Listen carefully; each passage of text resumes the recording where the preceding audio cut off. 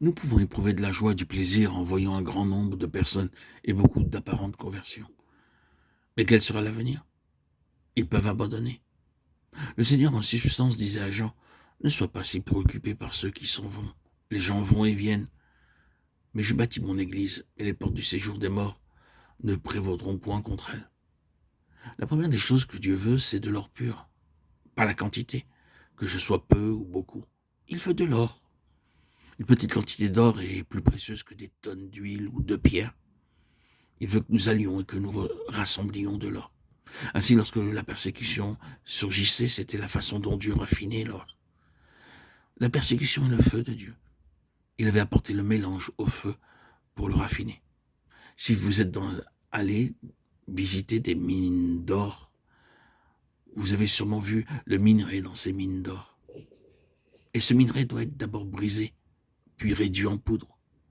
Et enfin, l'or doit être fondu et raffiné en passant par beaucoup de feu.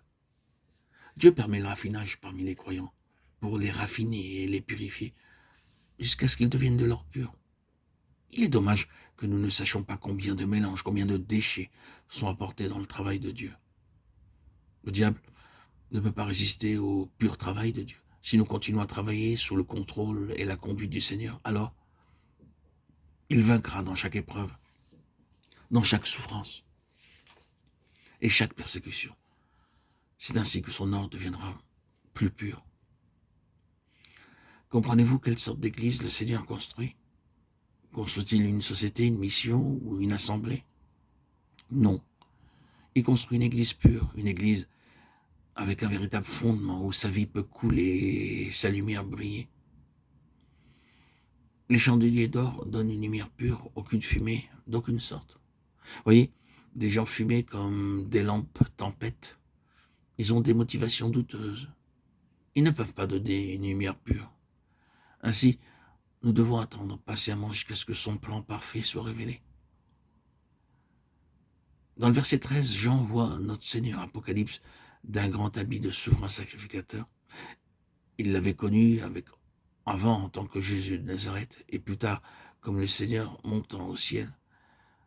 Mais il ne l'avait jamais vu comme grand prêtre céleste. Pourquoi paraît-il sous cet aspect? Sa présence comme souverain sacrificateur au milieu des 7 chandeliers d'or parle du ministère d'intercesseur du Seigneur Jésus-Christ.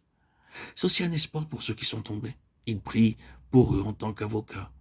Il peut sauver ceux qui ont pris un mauvais chemin, n'ayant jamais cessé d'intercéder pour eux. Il ne les condamne pas, il prie pour eux.